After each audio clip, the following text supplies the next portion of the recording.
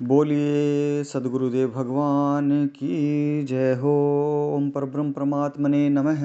श्री वेद पुरुषाय नमः। अपने अपने माता पिता महाराज की, गुरु महाराज की जय हो। सदगुरुदेव भगवान की जय हो।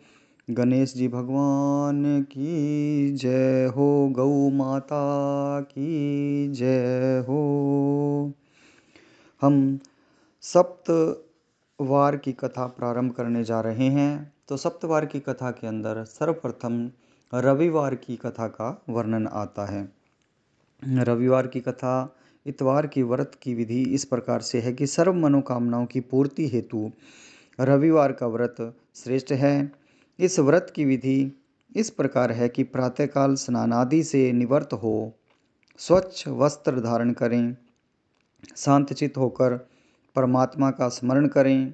भोजन एक समय ही करना होता है। भोजन तथा फलाहार सूर्य के प्रकाश रहते ही कर लेना उचित है।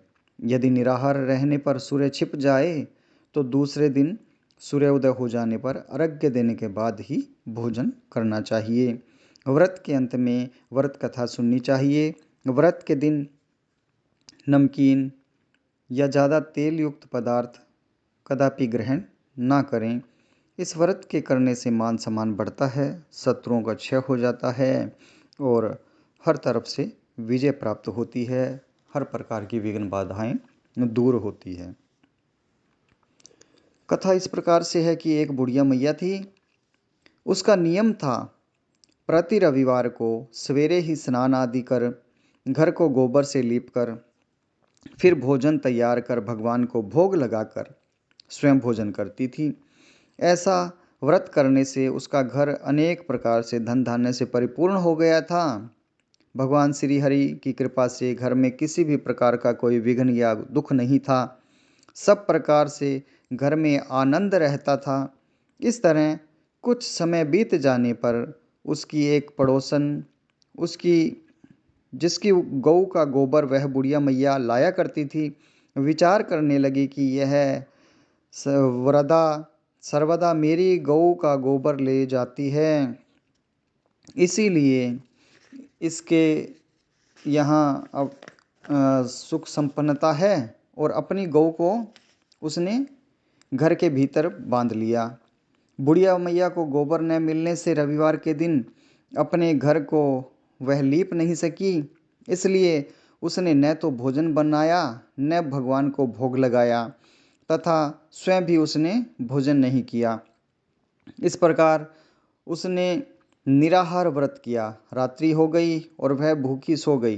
रात्रि में भगवान ने उसे स्वप्न में दर्शन दिया और भोजन न बनाने तथा भोग न लगाने का कारण पूछा। वृद्धा ने गोबर न मिलने का कारण सुनाया।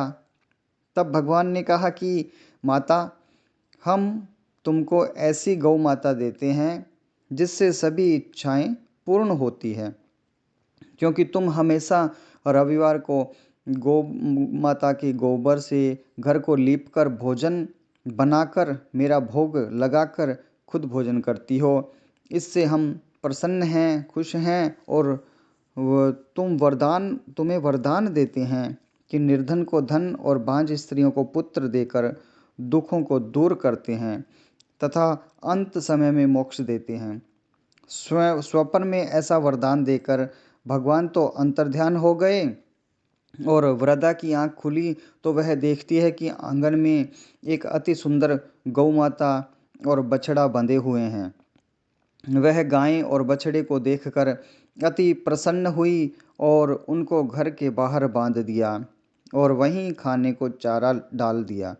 जब उसकी पड़ोसन बुढ़िया ने घर के बाहर एक अति सुंदर गौ माता और बछड़े को देखा तो द्वेष के कारण उसका हृदय जल उठा और उसने देखा कि गाय ने सोने का गोबर किया है, तो वह उस गाय का गोबर ले आई और अपनी गाय का गोबर उसकी जगह पर रख आई।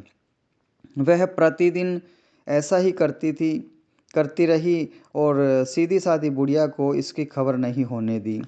तब सर्वव्यापी ईश्वर ने सोचा कि चालाक पड़ोसन के कर्म से बुढ़िया ठगी जा रही है, तो ईश्वर ने संध्या के समय अपनी माया से बड़े जोर की आंधी चला दी।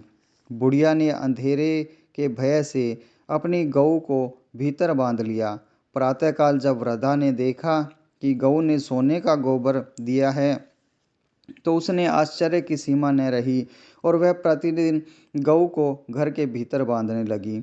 उधर पड़ोसन ने देखा कि बुढ़िया गऊ को घर के भीतर बांधने लगी और उसका सोने का गोबर उठाने का दाव नहीं चला, तो वह ईर्ष्या और डाह से जल उठी और कुछ उपाय न देख पड़ोसन ने उस देश के राजा की सभा में जाकर कहा, महाराज, मेरे पड़ोस में एक वृद्धा के पास ऐसी गऊ है जो आप जैसे राजाओं के ही योग्य है। वह नित्य सोने का गोबर देती है। आप उस सोने से प्रजा का पालन करिए। वह वृद्धा इतने सोने का क्या करेगी? राजा ने यह बात सुन अपने दूतों को वृद्धा के घर में से गऊ लाने की आज्ञा दी। वृद्धा प्रातः ईश्वर का भोग लगाकर भोजन ग्रहण करने ही जा रही थी कि राजा के कर्मचारी गऊ माता को खोलकर ले गए। वृद्धा काफी रोई चिल्लाई, किंतु कर्मचारियों के समक्ष कोई क्या कहता। उस दिन वृद्धा गऊ के वियोग में भोजन न कर सकी और रात भर रो रो कर ईश्वर से गऊ को पुनः पाने के लिए प्रार्थना करती रही। उधर राजा गऊ को देखकर बहुत प्रसन्न हुआ, लेकिन सुबह जैसे ही वह उठा सारा महल गोबर से भरा दिखाई देने लगा। राजा यह देख घबरा गया। भगवान ने रात्रि में राजा को स्वप्न में कहा कि राजा, गाय वृद्धा को लौटाने में ही तेरा भला है। उसके रविवार के व्रत से प्रसन्न होकर मैंने उसे गाय दी थी। प्रातः होते ही राजा ने वृद्धा को बुलाकर बहुत से धन के साथ सम्मान सहित गऊ बछड़ा लौटा दिया। उसकी पड़ोसिन दुष्ट बुढ़िया को बुलाकर उचित दंड दिया। इतना करने के बाद राजा के महल से गंदगी दूर हुई। उसी दिन से राजा ने नगरवासियों को आदेश दिया कि राज्य की तथा अपनी समस्त मनोकामनाओं की पूर्ति के लिए रविवार का व्रत करो। व्रत करने से नगर के लोग सुखी जीवन व्यतीत करने लगे। कोई भी बीमार तथा प्रकृति का प्रकोप उस नगर पर नहीं होता था। सारी प्रजा सुख से रहने लगी। बोलिए नारायण भगवान की जय हो, सूर्य देव की जय हो।